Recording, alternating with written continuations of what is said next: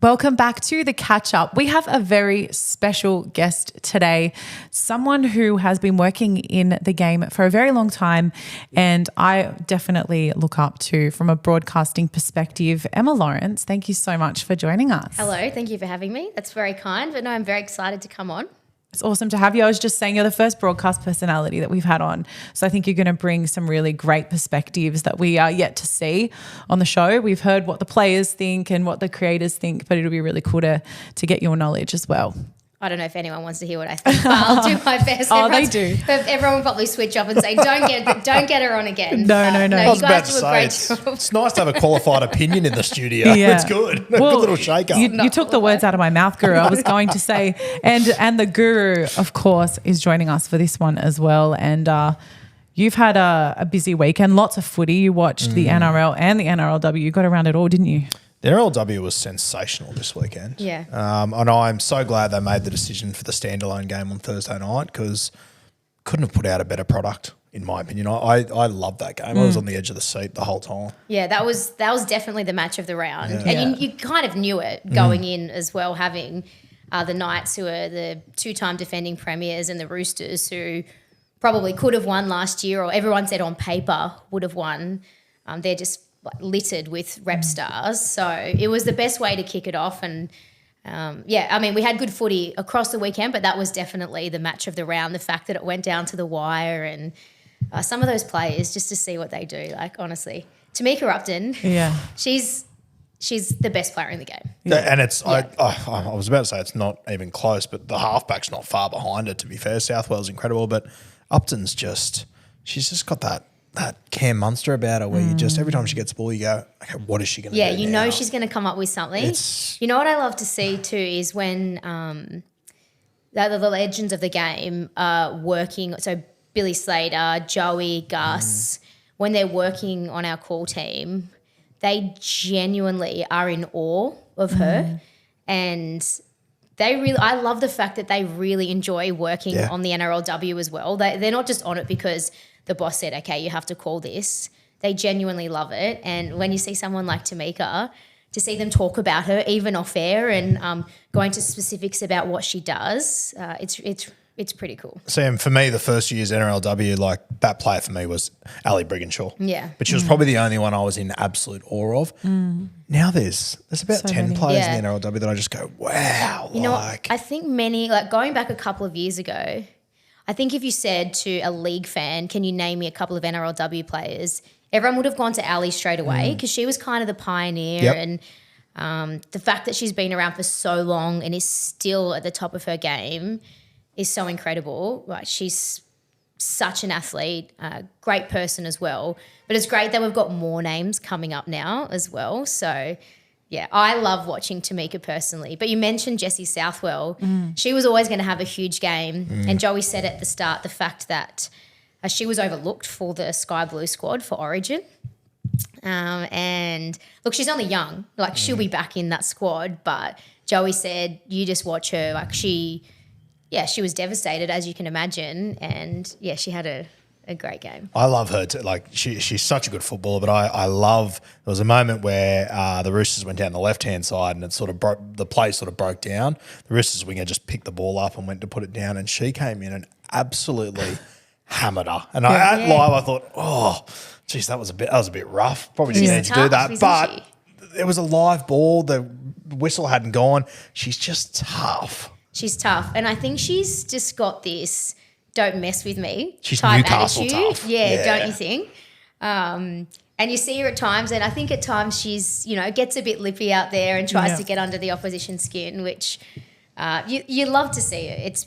I just think you need more young players like that coming through, and I just think the fact that she's not in stature, she's not big, she's pretty short, but she's strong and gives it her all. And, another player that when she gets the ball, you think she could come up with anything, just really plays what she sees. And if the game is on the line and you've got Jessie and Tamika in your team, you're just comfortable that you could get a final second try or something, or a field goal to death. I just love that Newcastle, like obviously probably the most famous siblings in rugby league with the Johns boys, and Well, the South Wales could do the same thing here. Yeah, it's cool. It could be a fantastic storyline. It's cool that they're playing together, and you can already see them, the town getting around them. I've seen them on so many different sort of ads and promotional campaigns, and I think it's good for women's sport in general, but the fact that they're both good personalities as well, particularly Jessie. I mean, I think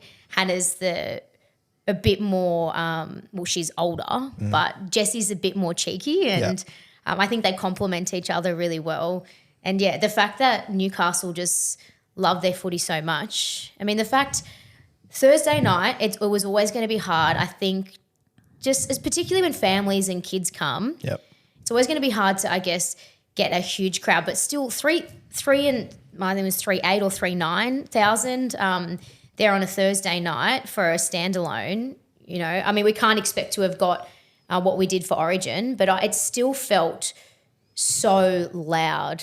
Like they love their footy, and the girls were all going around at the end. So I think Newcastle was also the perfect place to open the season. So, well done to all the Knights fans for getting out. Yeah, special stuff. Well, I was going to ask you about this after, but we may as well jump into it. Yeah. Origin, we broke some records with attendance. Do you think that it was the perfect reception for this round one clash? Because, like you said, the game was amazing. The attendance was decent as well, but having worked in the game and seeing the contrast of each year as time passes, how would you describe the 2024 reception of the NRLW versus other years? I think, and this will sound so cliche because I feel like every year it grows. So everyone says, oh, the footy's getting better, or there's more interest. Everyone says it every year. So it sounds a bit like, we heard that the last few years. But honestly, I've never, ever felt a vibe like it around women's footy. I think for the first time, and it's always going to, NRLW will at times have a different audience, lots of sort of younger girls and families, and you might get your sort of really diehard league fans that might have taken a while to really appreciate the NRLW. I have so many friends that have maybe in the past like watched a game here or there, but were hooked, absolutely hooked on the Women's Origin series, and we're talking about specific moments. And I thought that wouldn't have happened in the past, like for a few reasons. I think the fact that, yes, genuinely the footy is getting so much better. Like I think everyone would agree it was always physical. They were always tough. We always saw the big hits, but the game's so much faster. They're so much more skillful because they've got the pathway. So you've got girls coming through that rather than have just played for a year or two, they've been playing, for 7-8 years now. And the fact that, I mean, they're not all full-time athletes yet, but the high performance programs are getting a lot better. So they're becoming elite athletes. So and then it's good that we're poaching them from other sports as well. I was just going to say Sheridan Gallagher, because I've followed the A-League for a long time as well, and she's such a well-known personality in that sport, and is also very open about why she made the transition to the NRLW, because she loves the contact. Yeah.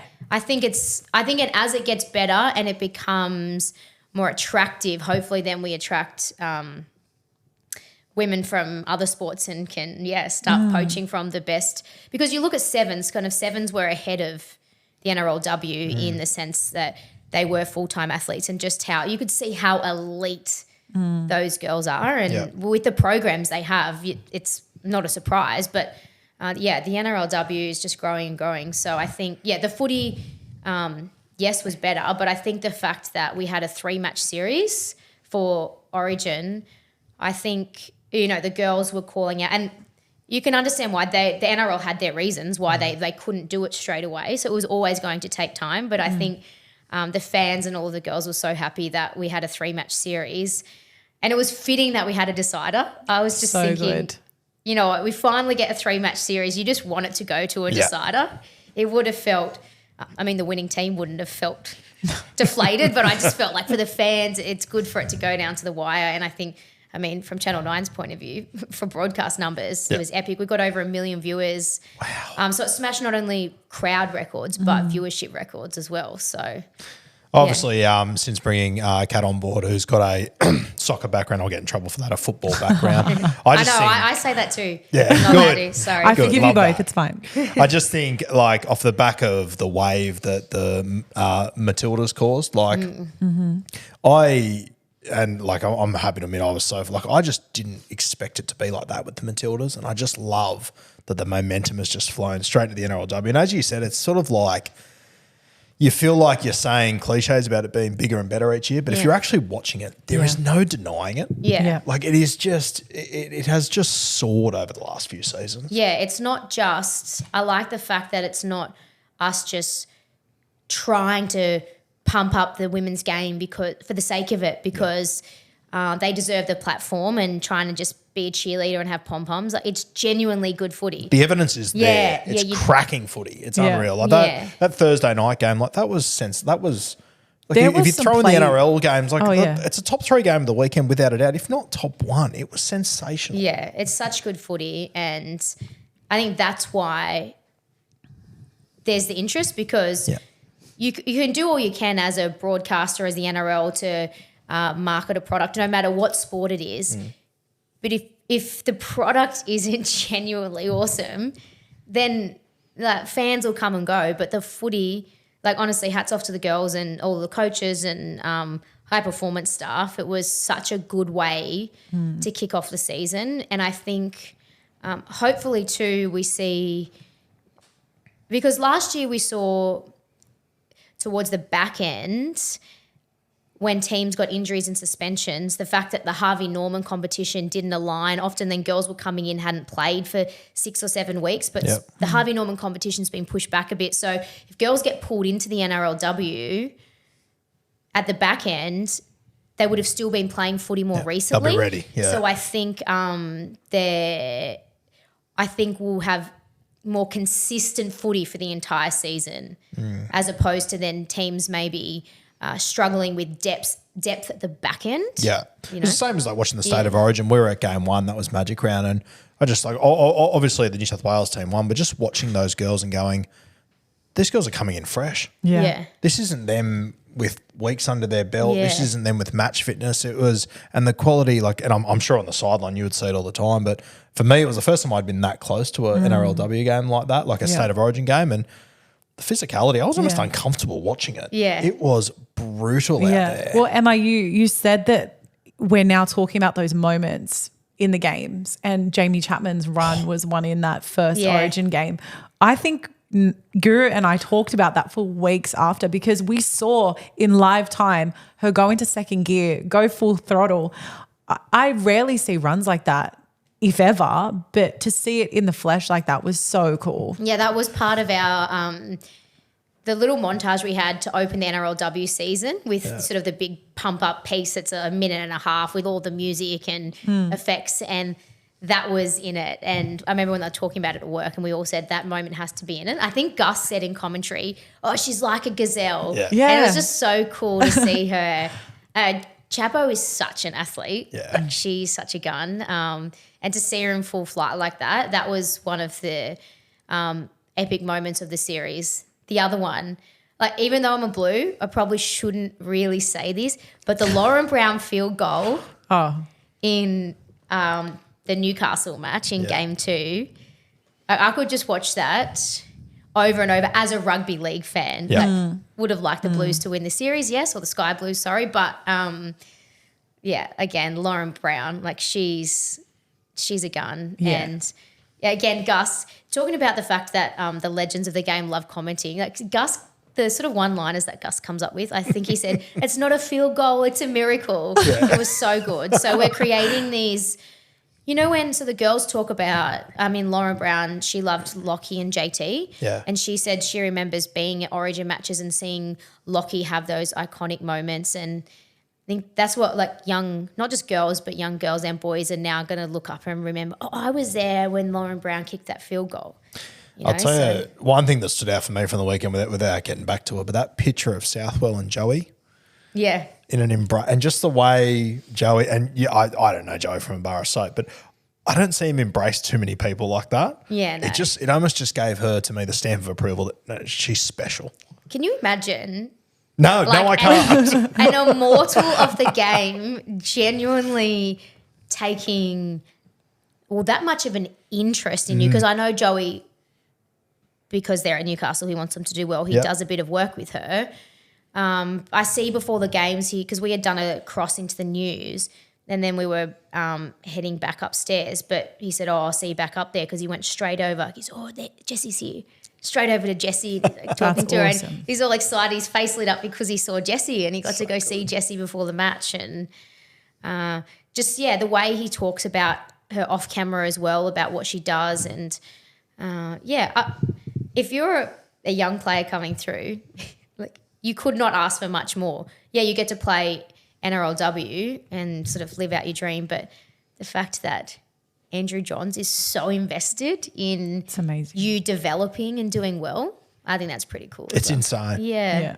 I thought that was such a cool photo. No, for sure. It's so cool. And knowing that from your perspective too, the fact that he made such an effort, it's so legit. And I love that as well.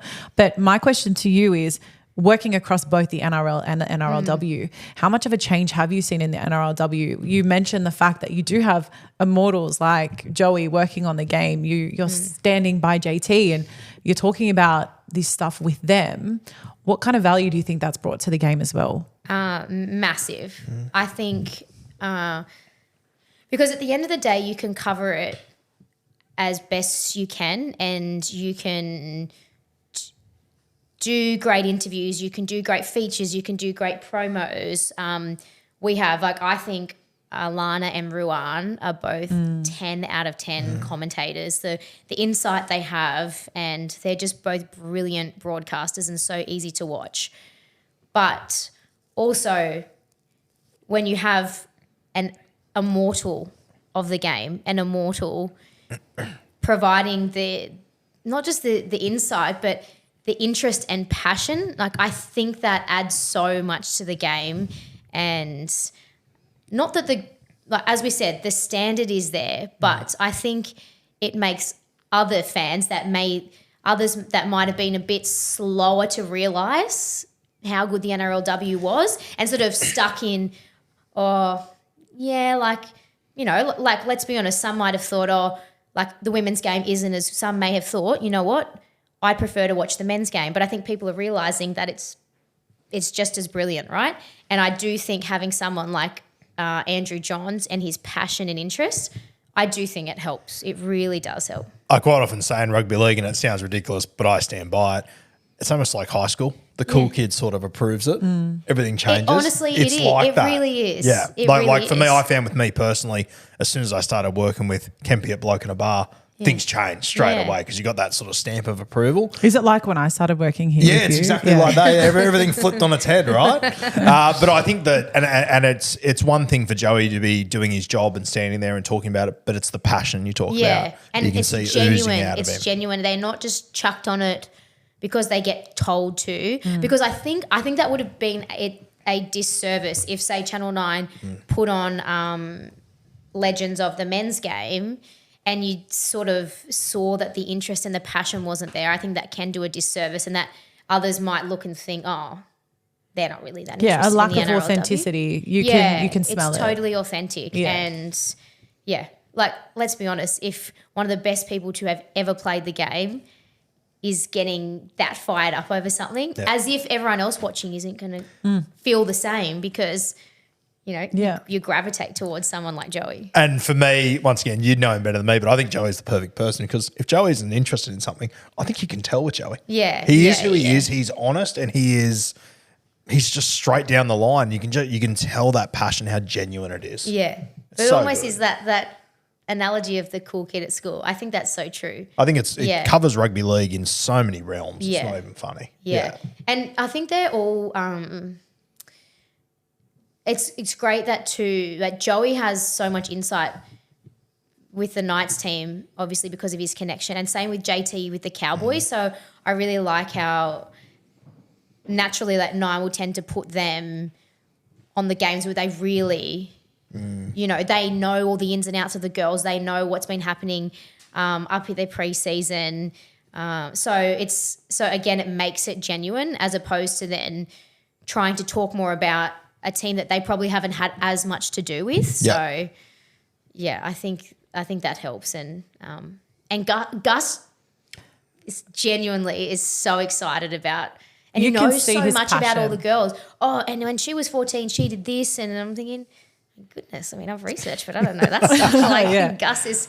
That's why he's the GOAT. He's very good. And I think sometimes with Gus, like obviously for like people our age, like to me, Gus is one of the greatest coaches of all time, blah, blah. But I think for the younger generation, Gus is almost like a guy that commentates and he's on Twitter sometimes. I think sometimes young people underappreciate, like he's the absolute king of rugby league, Gus. Yeah. And there's no denying it. He's very clever. It's funny that he is so into his social media, isn't it? I love it. But his personality kind of transcends all platforms. Yeah. He's present everywhere. Yeah. And I like that. I love, like, especially in my world, like the Supercoach world, like he can just drop a tweet of just one little comment about an injury and everyone just goes into meltdown off the back of Gus. I don't know if he realises the chaos he's causing. He's smart enough to probably knows the power that he holds. I love that about Gus. He's got such an aura, to the point where I was actually a little bit scared to first work with him, and not because he wasn't a good guy,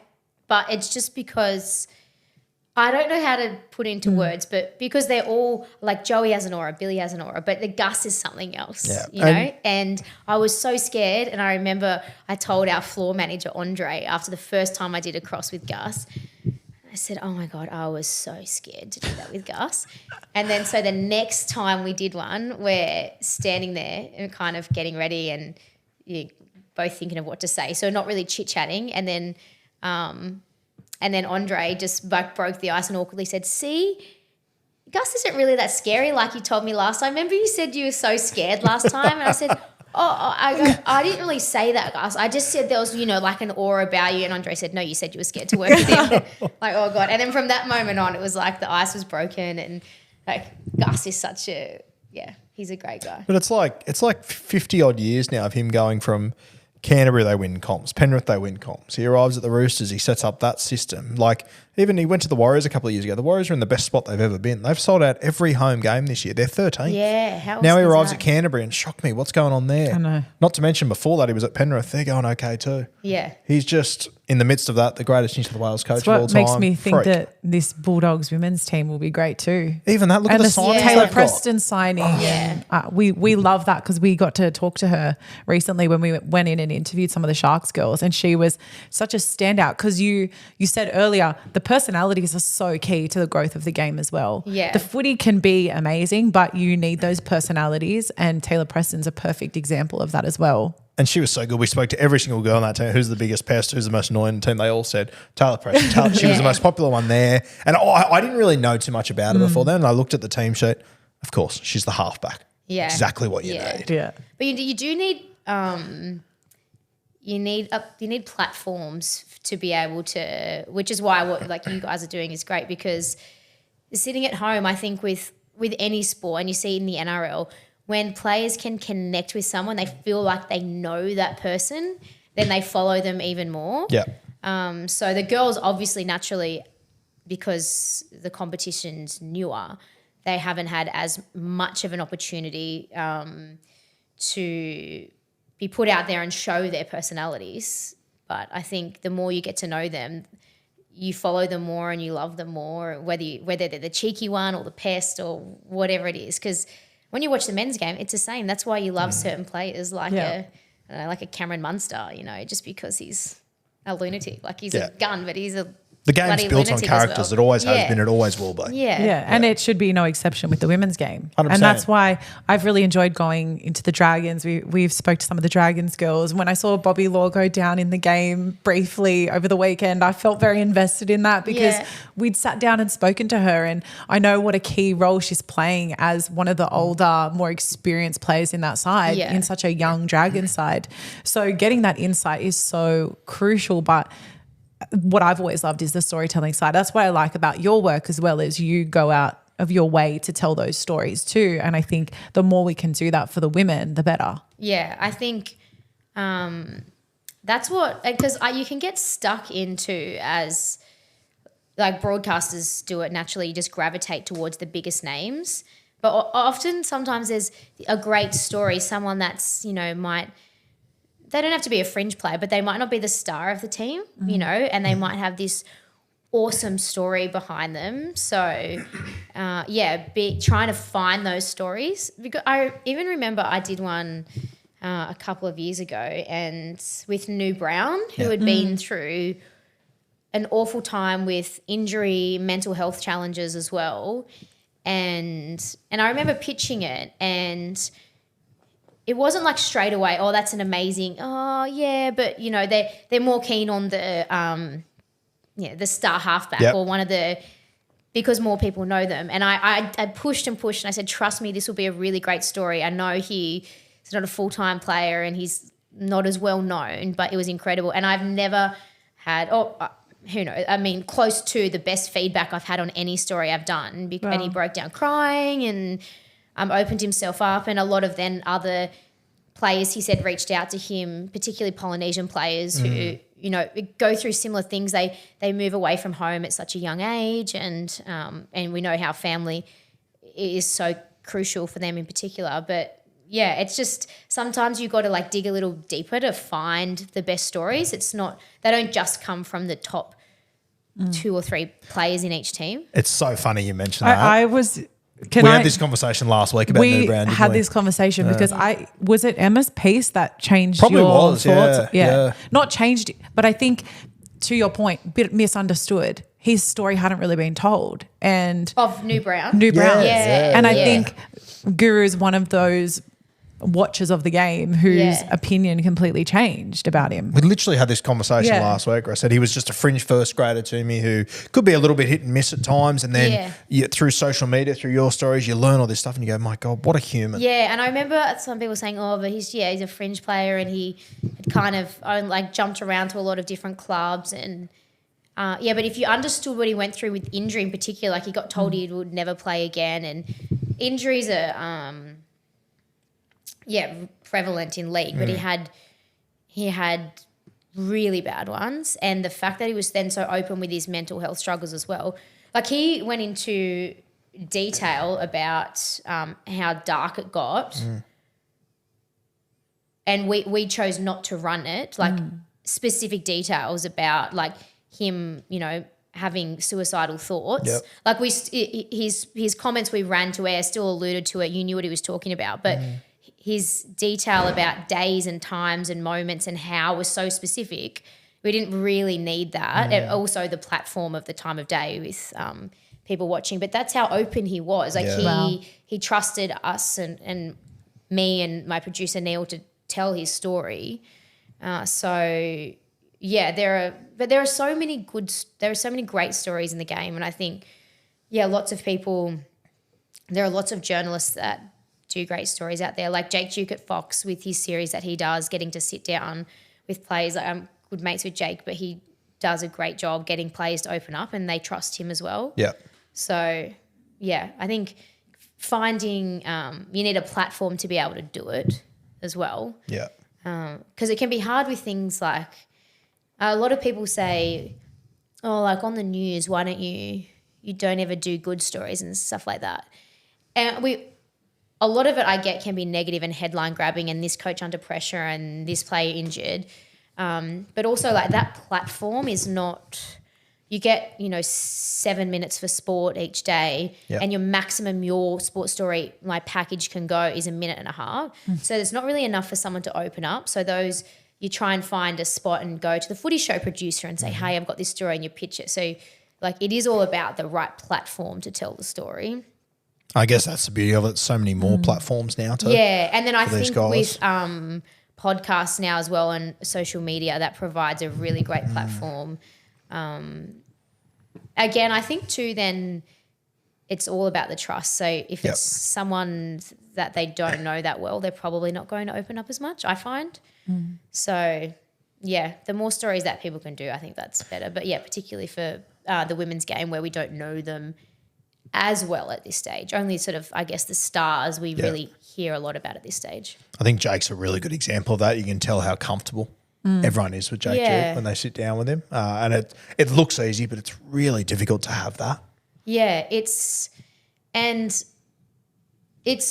there are so many different. I know people tend to label the media and journalists, and there are different, I guess, types of journalists and different platforms, and the game, I guess, needs like all different types. You know, say for example, I'm not. Well, my role is not really the one out there to be breaking the news and finding out that the coach is sacked or this player's been told to move on. But, you know, I still might, because I still, as well as working with the coverage, I still work for 9 News. So, you know, I might have to go out, you know, to speak to Trent Barrett's press conference after he's been told he's not going to be there next year, things like that. So there's always things, you know, when you're in awkward situations. But the thing that I love doing is the reason that I got into it is to try and tell people's story. Like the best part of like live footy is amazing. I love the adrenaline and atmosphere of a live game. But the thing I love more than anything is sitting down with someone one-on-one and connecting with them and getting them to open up and tell their story. That's what I like. That's not to say like, you know, there is a role for the newsbreakers. Yeah. But I don't think that's what, you know, inspires me or motivates me. I prefer, I just love when a player trusts you enough to open up. What's the process like for you to find that story? Does it usually come from conversations that you've had off field, or is it kind of word of mouth and then you kind of pick up on something? What's that process like? Yeah, a bit of everything. So I'm always kind of on the lookout. Like at the start of the year, I might make a list of things that I want to do. And I actually feel a bit disappointed. I feel like this year I haven't had as much time to do as much. You've had a bit going on, to be fair. Purely just because like my personal life's been busy between, like being pregnant and buying a new house. Well, you're writing your own story at the same time. I know. So, and a lot of times then it ends up falling, you might have to, I don't know, if I had my day off and then I'd do a bit of radio with Triple M and then I'd go squeeze. I just can't squeeze as many in at the moment, I'm actually a bit disappointed. I was looking back the other day thinking, I wanted to do that one. I wanted to do that one. But I think people at clubs are like media managers, if they ever have ideas or you just kind of got to dig. I think people are generally forthcoming about those because they want those stories out there as opposed to drama, which they try to cover up and don't want you. So when you're digging to tell a story that's going to portray the club and the individual in a positive light, like you rarely get opposition or a roadblock. Just trying to dig.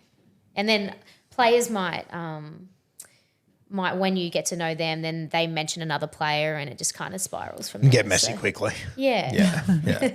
That's really cool. Do you have any intentions to do that with the women's game as well and delve into those stories a bit more as well? Yeah, 100%. So it's a shame at the moment that Olympics is on. So there are no shows at the moment. So for 3 weeks there's no footy show. So the first half, well, not first half of the season, it's like a third of the season really then. Yeah, the timing isn't great, is it? I hadn't really thought about that. So it's so it'd be great to do. We were even just on the weekend, you know, when we saw Stephen Crichton at the Tigers game because his sister had made her debut. So even like just walking out as I was sitting in the car, I was thinking, we should get them together and the family and something like that. But for a few weeks, there's not really the platform to tell. You could do something short again, but as I said, like on the news, for example, I don't think you do the story justice in a short amount of time because you sit down, you get them to open up and you run like 1 or 2 answers from each person really. I think you need footy shows usually 2 hours. I think then it sort of becomes 1 hour because of the schedule of the women's games. So it's all about finding the right platform. But there are quite a few that would be awesome to do. Even our producers, if we don't individually have time, our 2 producers at 9 who do all the features, Laura and Neil, do a great job and go out sometimes and follow the girls in their day of work and that type of thing. So I found myself last week. I think it's Chelsea Lenarduzzi from the Broncos. Oh, yeah. She's just been sitting up her phone in her car in the glove box and just recording her talking to another player. And, to me, like I would straight away go, I'm not going to watch that content. But I constantly find myself, I'm 8 minutes into it going, I'm committed now. What do you mean I feel like Chelsea could just record herself talking. I love Chelsea, but just Chelsea. the idea of just setting it up in your car, you sort of go, no one's going to watch that. But I'm always watching it and taking it in. I always think that, you do always watch it. I always think that I'm not great with my social media content. Like I'll just put up like a static photo. Like I rarely do videos and stuff, and might like do the odd thing of like a reel of origin of a few bits and bobs. But I always think, no one wants, like if I'm at a game, like, if I'm going, hey guys, we're here, I always think, no one wants to watch me doing that. But people do watch that stuff. Yeah. I know. A few people have been on at me, but you should do more social media content. But I kind of think, no one really cares about like, hey, I've just arrived at the footy, But I think you have a POV that not a lot of people get. Yeah, and I think it goes back to that. It's the same, like for me personally, like I would love to see the interactions that you're having at games, whether it be with Gus, JT, Joey, these sort of guys. Like that's the priceless stuff that, you probably just get used to it being like an everyday sort of thing for you. But people, like the interest for that would be and seeing what it's like behind the scenes. Like when you're watching a game, when you're all sitting there at the game, like what's it like? What's the dynamic like? Even like what are you sitting there? You're sitting there eating like lollies or together, or I don't know. Like Alana Ferguson's really good at that. She does lots of behind the scenes content. And I even found like when we're out at Combank Stadium for the Parramatta game, we get this spot right on the sideline. Yeah. I find myself watching the Nine and Fox people more than I do the game almost, and just how the interchanges work. And where I was standing the other night was directly in front of the HIA screen. Oh yeah. And just watching that whole process, like you've probably seen it 1,000 times sitting next to it, but for like people sitting at home would just have no idea how this all works and how it all interacts, and it's so interesting. A lot of people also are asked too about, what about like how you all get ready, like makeup and wardrobe? Everyone seems really interested in that. And like, so like do the boys get makeup? Yeah. So like Gus and Faye, they put makeup on. Yeah, I think we need an Emma Lawrence Day in the Life.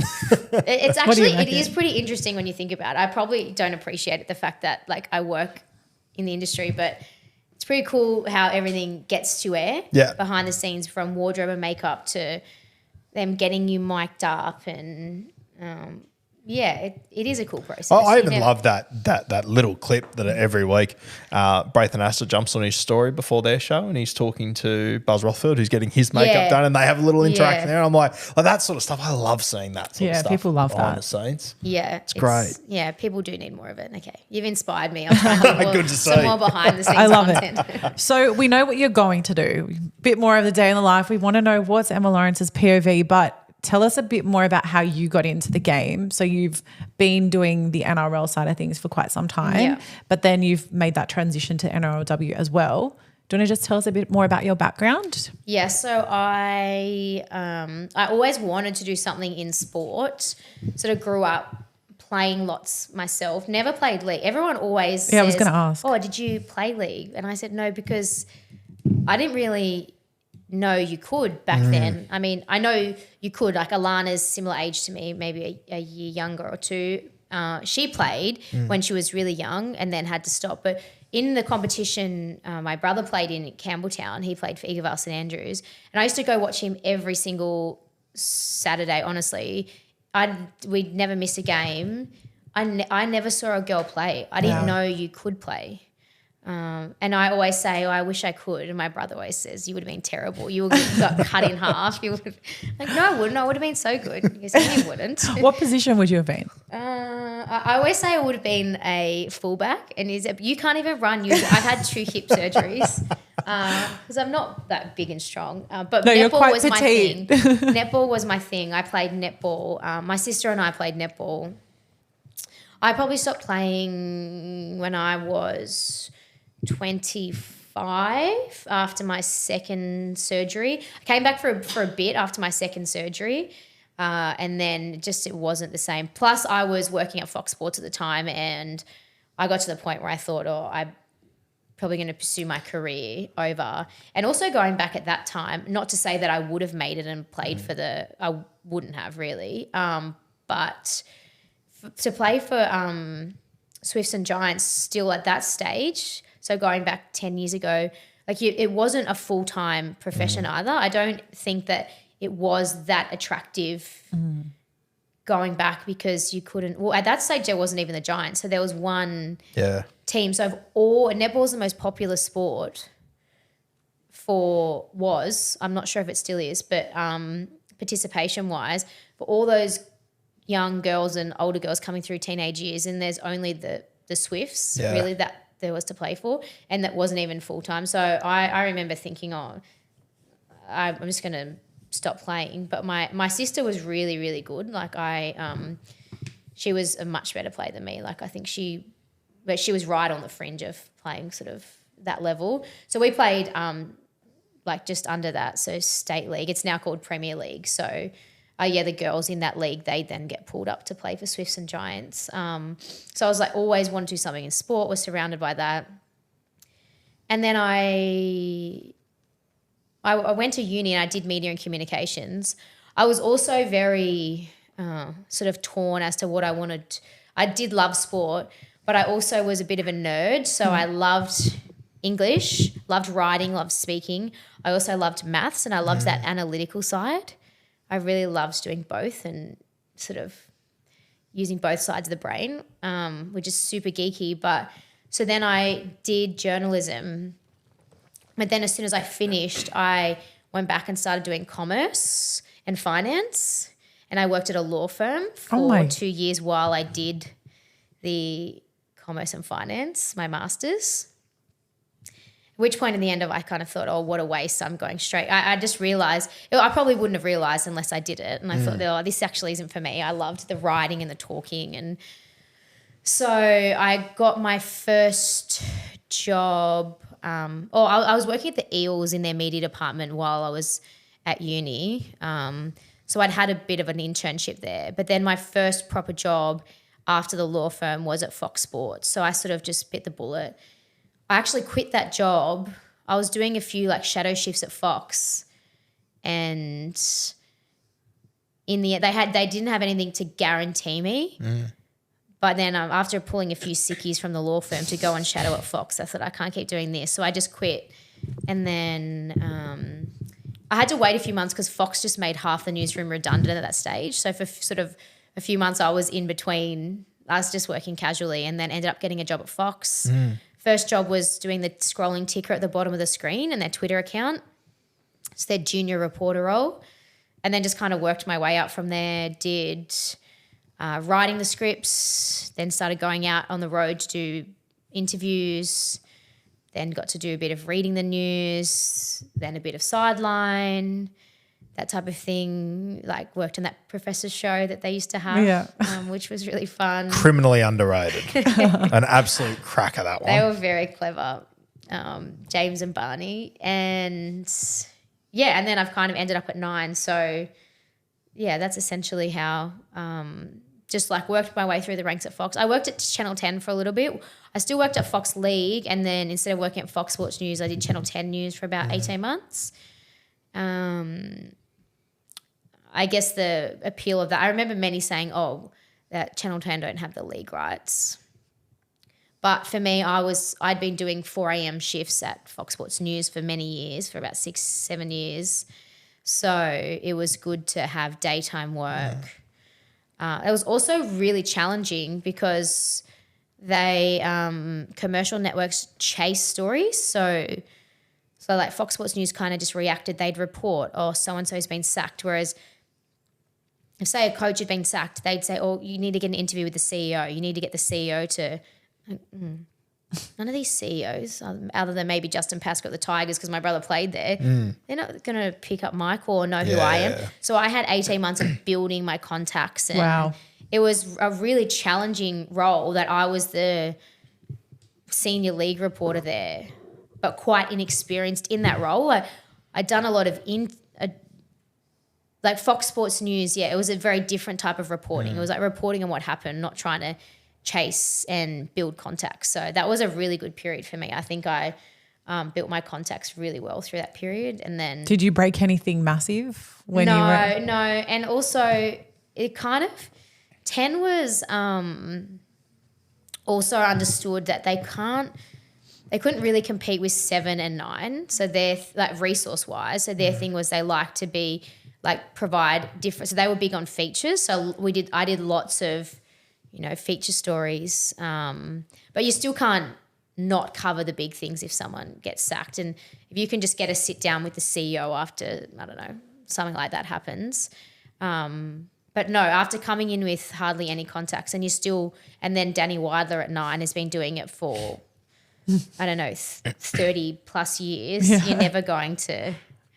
Yeah. But again, like it never really excited me much to be the one, especially the negative sort of headlines. Like it's part of the game. You can't ignore it. You do have to ask negative questions sometimes. You do have to chase something like that. But I feel much more comfortable in the role I'm in now where people that's their strength, they can focus on those sorts of things. Like at 9, we have Michael Chammas and Danny Weidler who are like brilliant at their jobs.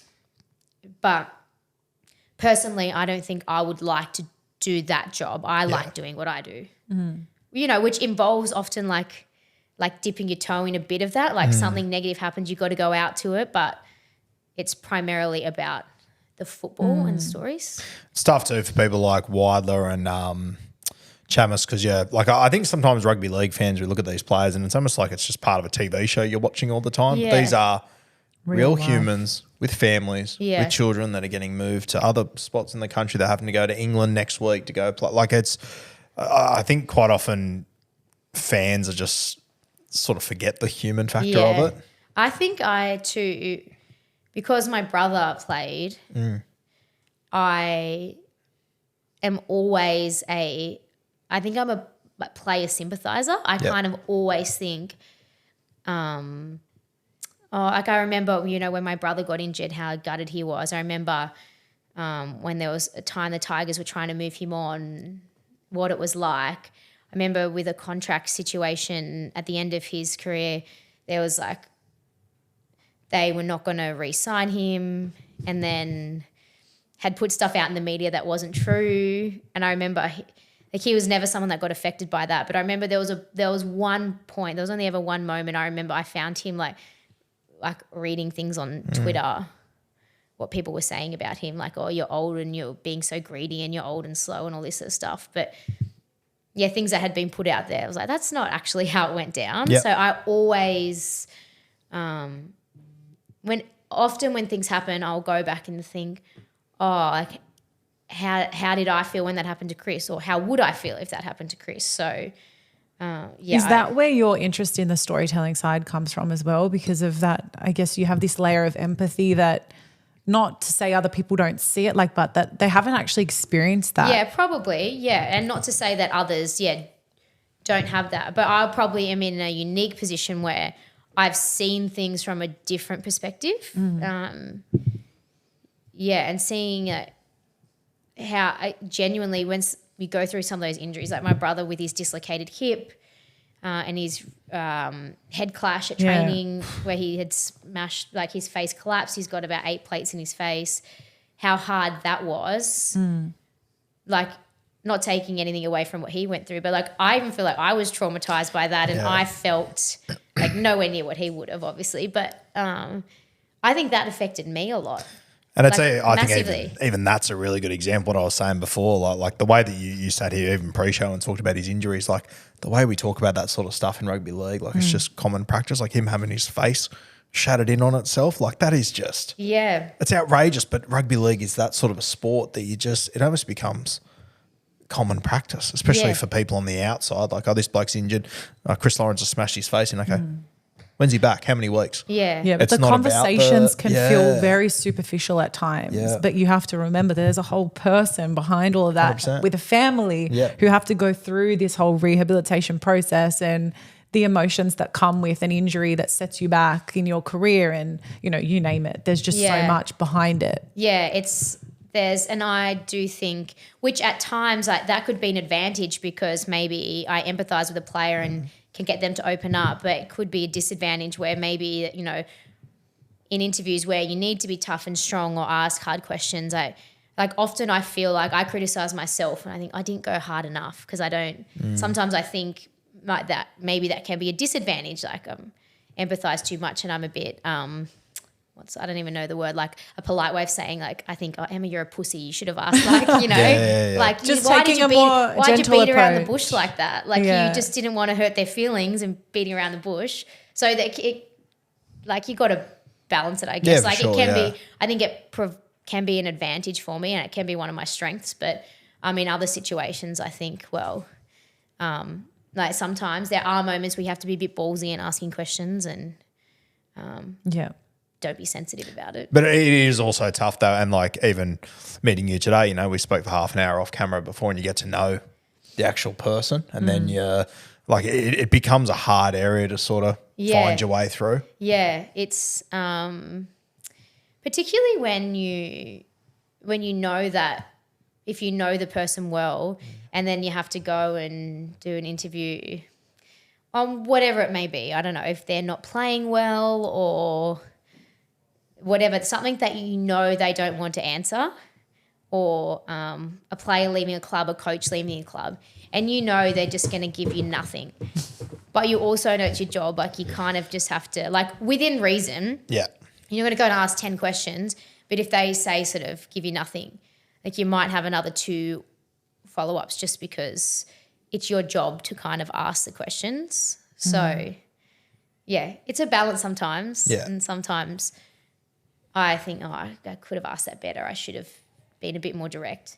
But then again, to be honest, everything I do, I should have done that. I'm very hard on myself. So even if it was just a sideline interview at the end of the game, post-match, why did I ask it like that? I should have asked it like this. I think I do that every single game. So That's so fair. I think everyone has those moments where they're extra critical of themselves. But I think you look at the impact that you make with the content that you create, the stories that you tell. At the end of the day, that's what people see.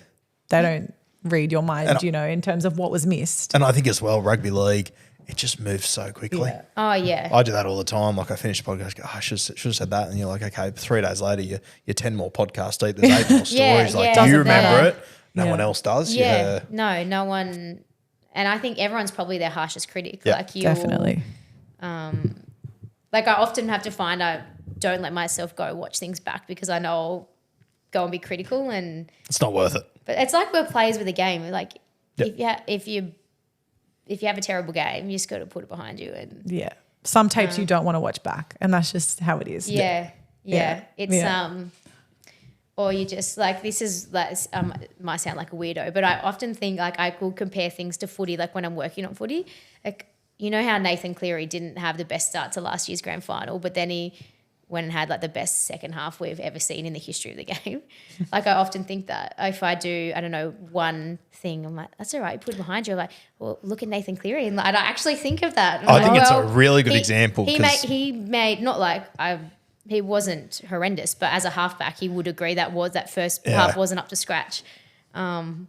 Doesn't mean that just because the start of the broadcast you did one thing wrong. Like you can finish with the best broadcast you've ever had. That's a really good attitude to have. And it took him 16 minutes to have one of the most memorable games in NRL history. And that's all everybody else needs. No one talks about the start. Everyone just talks about how clear he was. Yeah, like personally, I thought he was awful that night. I was watching that with 20 to go going, oh my God, no, this is all falling apart here. And then it just goes bang. It's like one of my favourite analogies. Like you look at Michael Jordan's career, he didn't finish his career at the Chicago Bulls. He went elsewhere, but no one ever talks about it. You only remember those highlights, those top bits. Yeah, it's true. Yeah. I almost forgot until I watched The Last Dance that, it's never spoken about. He went and did all of that. Yep. I forgot there was a period that it was like. Baseball, I'm forgetting the team that he went to, but it's just never spoken about. Yeah. Well, there you go. Well, let's just quickly switch back for a moment to when you started working in the NRLW. Yes. That was obviously within the last couple of years. So when did I started working on that I think this is my 4th season of working on the NRLW. So my first year at 9, they didn't have NRLW because it was COVID. So I went up and lived in Queensland for 4 months. How was that experience? How was the bubble from your perspective? Oh my gosh, it was so cool. It was one of the best. I only saw Jake Duke the other night, and because he went up for Fox, and it was one of the best experiences of my life, honestly, being up there. Like, it was hard work. Basically worked every day for 4 months because I was working for the newsroom. So I was providing a story every night for the newsroom, and I was doing all of the 9 games up there.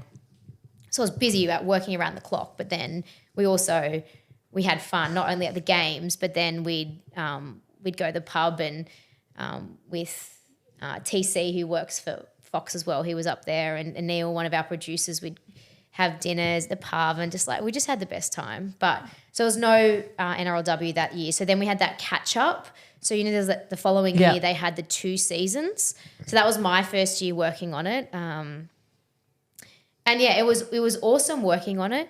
But I look back now and, yeah, like I said at the start, it's cliche, but it's so much better. Yeah. Mm-hmm. It's so much better. Like, I think it was great. I've always felt like it was a great privilege to work on it, but better footy, better crowds. And I've got to admit, I actually was I thought at the beginning, I thought we went to 10 too early when they were when they announced it. Yeah. Mm. I didn't say it publicly, but I was like, oh no, you're gonna dilute it. Too fast, too soon. Yeah, but I'm happy to say I was proven wrong. Yeah. Totally proven wrong. I think it's been awesome. And I think it's exciting that we've got Warriors and Bulldogs coming in next year. But yeah, it's really it's refreshing too, because I think often not that the NRL teams are difficult to deal with, but they have so many media requests, and often it's it can at times be a chore, but it's really refreshing that the girls enjoy the coverage. And do you need us to do anything else? They are really grateful for the platform. Yeah. And even when you do the promo shoots at the start, they're not waiting to rush off. They wait, and do you want me to do anything else? And there's an excitement around it for them. Yeah, I think they're grateful for you providing them with a platform, and it's special to work on, and just getting to know them as well. They're some of them, I'm not saying I'm their best friends, but then when you go to functions afterwards and dally yams and have a few drinks with them, and you get to know them, and I guess you can call them some of them are your mates you become tight with. So I think it's really interesting. I always when I look at rugby league, and as you said, going to 10 teams, you're sort of a little bit iffy of it. I remember when the Dolphins got announced, I just my initial reaction was, we don't have the depth in this competition for an extra team. And I'm flying to Perth tomorrow night to watch the Dolphins, and I'm so excited about it. I can't believe how it's all played out. I was the same with Vegas, going, geez, I don't know. It always makes me think back to that scene in Jurassic Park, where they're talking about the dinosaurs and how they're never going to mate together, and they go, nature always finds a way. I always think rugby league always finds a way. Yeah, it does. It just always finds a way to land on its feet, no matter how much we step on our own foot, how much we drop the ball, whatever. Rugby league just always finds a way. Yeah, and I think we can have a tendency to be negative and critical about whatever it is, and there's lots of shows they're there to provide analysis, but I think at the end of the day, that rugby league's an awesome sport. It's an awesome product. Yeah. We're pretty lucky to be working on it. And as I said before, I probably never really stop and think that much. I kind of just, you get up and you got to go into work, and you might whinge about a little thing here or there and be like, but then if you actually stop and take a step back, you know how many people would love to be working on rugby league? People that pay so much money to go to games or line up to see fans, and you just do that every day for a job. It is a very cool job. It's very special. Yeah. Very special. Yeah. And I think you're in a really unique position too, where you're 4 years into the NRLW, you're seeing this growth, this momentum, and you get to bring that experience that you have from the NRL into what is a newer sport, but where it's clearly just as valued by the girls. Yeah. And I think as a viewer, it's a really exciting time to get around the game, and that's why we're so happy to partner with the NRL and really push people to tune into the NRLW and to attend games and do all that, because it's quite frankly, there's no better time to start learning about it. Yeah, like if anyone has heard even a little snippet of today, honestly, just watch it. It's such a good product, and you won't be disappointed by watching it. And I think now's the time. It's kind of got to ride the wave and the momentum from other sports as well, and what we saw with the Matildas, and we're not just pumping it up for the sake of it. Yeah, no, I think the big thing that stands out for me from just like an analysis point of view, like the rugby league, it's not as structured as it is in the NRL. Yeah. It's a bit, it reminds me a bit more of like the 90s sort of rugby Yeah, league. a few people have said that, yeah. When your Cliffy Lyons and your Matty Johns and these sort of guys were really dominant. It's very play what's in front of you. Like we even have a look at the Roosters. Like they got themselves back in that game the other night. All these tries off kicks. Yeah. Just playing instinctive footy, which you love to see. And I think that's what I love about Tamika Upton, is that she gets the ball in spots that if you're in an NRL game and the fullback gets in those spots, you go, what are you doing? You should be out the back. You should be here. You should be here. Yeah. But Tamika just looks up and goes, yep, okay, this It is what far I need less to structured, do. isn't it? It's great. It's fantastic. Like you look at the NRL, it's a copycat league. Everyone's trying to be Penrith or everyone's trying to be Melbourne. Yeah. I feel like I watch these NRLW sides and each team is just their own individual brand. And I think the coaches deserve a lot of credit for that as well. Yeah. And like NRL is built a lot on defense. Like the best defensive team each year usually wins the competition, right? Just grind teams away, like your Penriths and your Melbournes. Whereas that's not the style at the moment of the NRLW. Like heavy attacking focus, and which is fun to watch. Yeah, it's so that's why it is interesting to watch. It's not just like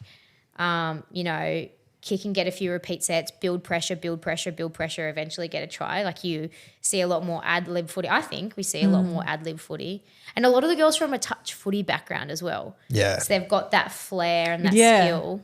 I see that. Yeah. There is that touch flair that they have in that game. But it's also like it's in a sweet spot where, as you said, it's not all defense orientated, but like I watched that night side the other night and I thought not to say that it's not a focus, it's in a sweet spot where it's not all about defensive, but they're not falling off tackles. Yeah, it's in a very, very good spot where, and I think that when you watch them, and even like when the ball's on the ground and there's like each tackle, like in the NRL, each tackle is its own contest about where your body lands and what advantage that split second you can get.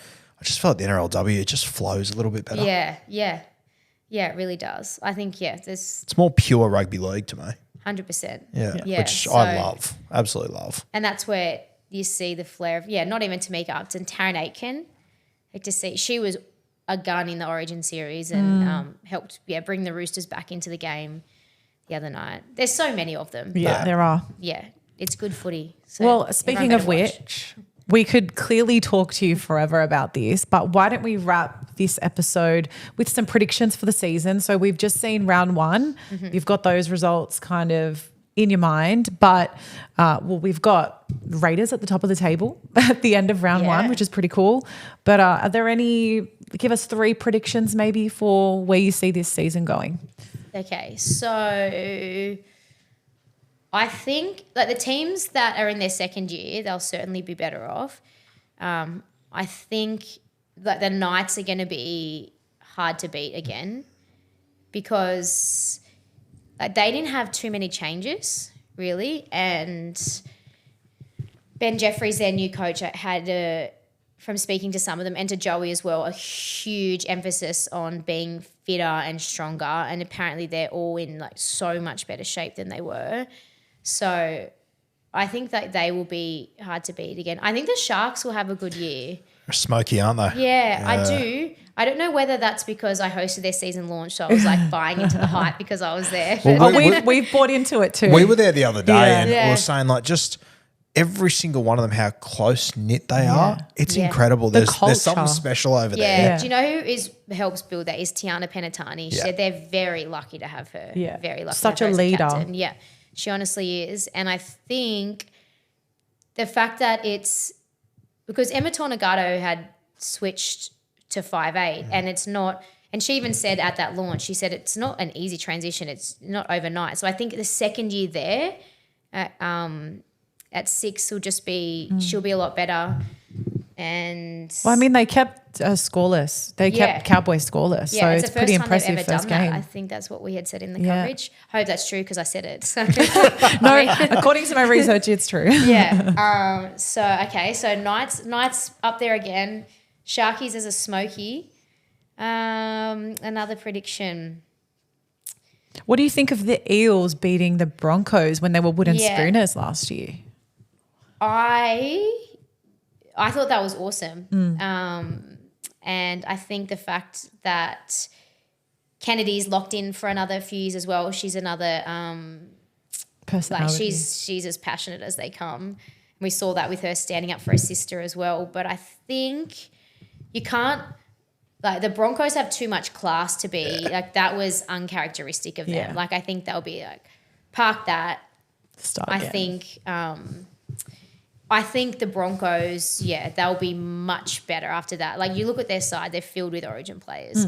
So I don't want to be like negative towards the Eels, but I probably wouldn't have them in my top 4 at the end of the year. It reminded me of the last few years, early rounds of the NRL, when you see the teams that come up against Penrith. They've got 3 months to prepare for that game, and they are at the absolute top for that game. Yeah. And it's hard to stay at the top for that long, as the Broncos have done for a long time. I'm not reading into that result too much. But either. even the Broncos having over 10,000 in that stadium, they have built something so special up there with that women's side. Just the club in general have just done such a great job of, if you support one, you support the other. And I think that's something that the other clubs can follow. But I think that alone makes them so much more intimidating as a side as well. Yeah, going to Suncorp Stadium, like, no matter what. And, particularly if it's a curtain raiser and you get a good crowd, it's there. But, just the calibre of players they have, I think,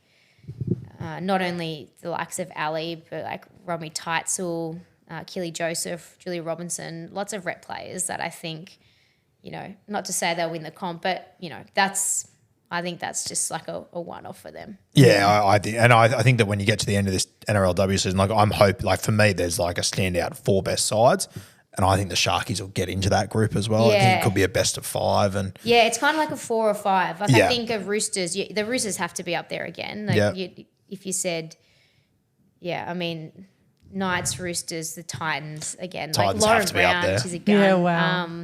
And if the Sharkies sneak in there, Sharkies, Broncos. Not to say that the others can't, but if I'm going on, these are what your you've seen predictions. so far, and you know what, it could be the complete opposite at the end of the year, and then I'll just look like a complete idiot. I'll look like an idiot, or we'll just delete that clip. Don't worry, that's just us doing our tips every week. We're always wrong. But when you're talking about 50% of the comp being genuine contenders, that's crazy in any competition around the world. I think too the fact that it's only, even though there only are 10 teams, and everyone wants it to grow, and it eventually will. The fact that really up until the last week or two, almost every team is still in contention. Yeah, which is so cool that you, because it can get at times with the NRL when the last few weeks when it's 2 teams out of contention, like a little bit of interest lost at times for certain games, like it happens. But you don't really lose interest when everyone's still in contention. It's one of my biggest pet peeves about the NRL, that it's so long that there isn't urgency on games. Yeah. You can lose 2 or 3 and then get yourself together. You do that in the NRLW, it's see you next year. Gone. And that's too with even things like injuries. It's just because it's only, if you miss a player, like a key player, that happened to the Eels last year because they had Rachel Pearson, Elsie Albert gone for a lot of it. Kennedy got suspended. So like their 3 best players really missed a big chunk of the season. Yeah. So that's game changing. Yeah. If you're out for 4 weeks, that's half your season. Yeah. It's gone. And again, it's just the nature of it. It will grow and get longer, but injuries are probably like way more detrimental to a team than they are in the NRL because of the short season. Yeah, for sure. I mean, look, Cameron Munster, one of the best players in the game. It didn't even look like the Storm missed him at all. Like they were unbelievable. 2 games clear on top of the ladder, even without Munster. Yeah, I mean that's Melbourne, but you can afford to lose your players a bit more in there. It adds a layer of anticipation and excitement to the women's game. We just our way of describing it is just that it's going straight into finals because every game matters. You don't want to miss any of the action because it all just means so much more. Yeah, and I think too, we saw at the back end of last year, we saw a couple of upsets at the back end as well. So, yeah, it's cliche like, oh, anything can happen. Anything can happen, but it's true. Great footy, anything can happen. It just sounds like I'm on an ad for the NRLW, but if you have a look at I this actually mean weekend, it. the Roosters play the Broncos. Like whoever loses that game is 0-2 all of a sudden. Yeah. They've only got 7 games left. Yeah. It becomes a bit hairy all of a sudden. It's just maths. It just all matters at this point. So I think I think we've made it very clear that we're getting around the NRLW this season, and it's been so nice to have you on, Emma. Like I said, I think we could talk to you about either the NRL or the NRLW forever. You've done so much in the space to tell the stories and to grow it, and I think it's really nice because in the content space, that's something that we try to do as well, and I think we all agree that it's sharing those stories and that type of stuff. That's what we want to do. So I love that you share the same emphasis as us as trying to do things in a positive manner. Yeah. I feel like times are changing, and I feel like for years it was you either did something negative or it wouldn't get the clicks or attention. I feel like the audience is starting to change now, which is super exciting for our game. Yeah, 100%. I think it's just about finding the right platform, and certain things will always click. I mean, I think people are coming a bit more aware too, like if it's a headline, like what organisation, who's written it, is it just like I'll scroll through some now, I go, oh, and then I read the headline again. I'm not clicking on that because I know that that's not going to be what you're trying to make out it is. Yeah. I'm not giving you the click. Oh, I loved a few weeks ago there was Jojo Fafita was ruled out for the Titans, and I think it was Fafita out. And then I looked in the comments and it was just everyone just going, we're too smart for this now. Yeah. We know it's not done. no clickbaity Yeah, stuff. no. I think the audience has started to mature to a point where they see just straight through that stuff. Yeah. So I think it's great. I think it's also an understanding around mental health and the way that online conversations or just conversations in general can impact players. And there's so much more education around that now. And I think at least for us here at Rugby League Guru, we don't ever want to be part of conversations that incite negativity or bullying or bringing players down, but rather looking for the stories, the unique stories that people can share or find a commonality, and it gives you a reason to want to tune in, not just for the footy, but for the story as well. Yeah, 100%. I think like that's what I enjoy doing. And look, there's a role, it's one of the biggest sports, if not the biggest in Australia. So if there's always going to be pressure, coaches are always going to get sacked, players are always going to get dropped. There's going to be an element where people are talking about performance, that's always part of it. Not to say that we can't get rid of that, but I think the more that we can promote positive stories and what people are doing in their own lives, I think is pretty cool. Yeah. As well. Yeah. Where we can find this is completely off topic, and I'll just be super quick. But These are our favourites. we love I these. just watched before I went to the physio this morning. Did you see that how Harry Garside lost at the Olympics? I was thinking about it before when you were talking. Yeah. So. And his interview straight afterwards, that broke my heart. But then he did one on the Today Show with Carl and Sarah.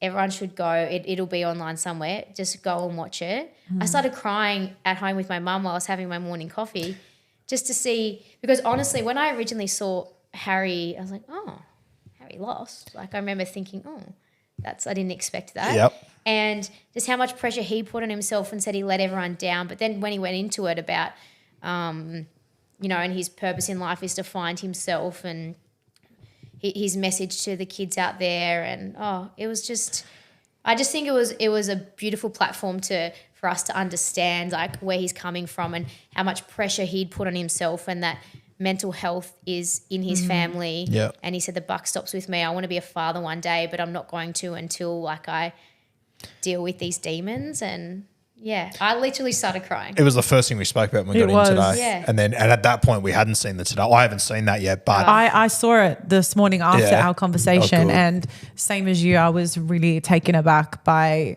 the way he articulated it about finding himself Yeah. in that journey, and it's the why. Yeah. And I think it's something that everyone can resonate with, whether you're an athlete or not. We all need to find our whys and your purpose. But ultimately, I think, there's something in there for everyone. He's also done a piece straight to his phone this morning that he's put on his social has he? media. I It's haven't worth a seen that watch. yet. Yeah, a couple of minutes.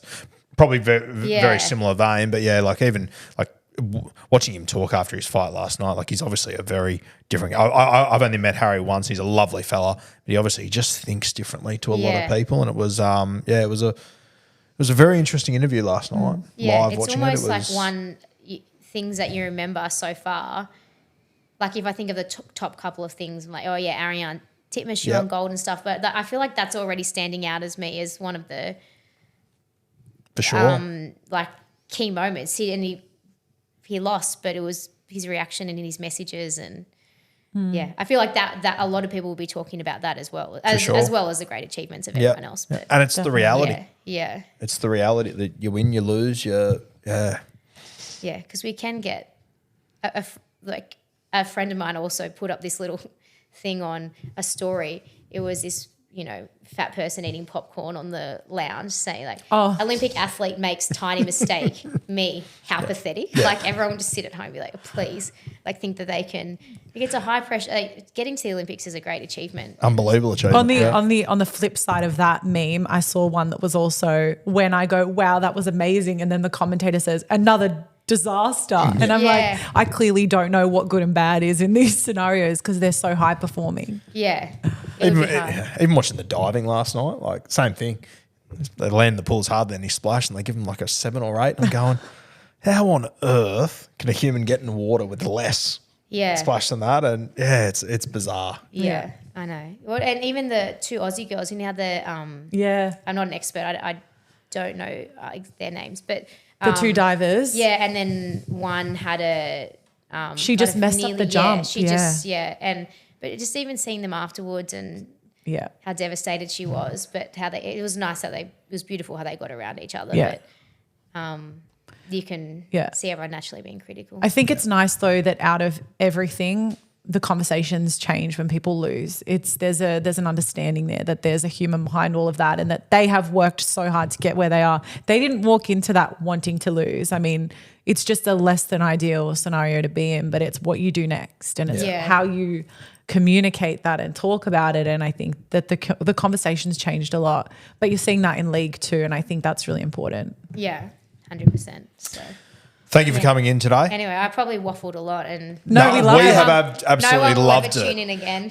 I just hope you had nothing else on today. No, we kept you write forever. down a note. Don't get her back in. No, we love a waffle. We do. Our favourite. Well, thank you for having me. Thank you so much, Emma. It's been honestly, it's such a pleasure to chat with you. And you, as we said, you brought some really interesting perspectives. So thank you so much for that. And hopefully one day we can get you in again for some more NRLW chat. 100%. See you soon.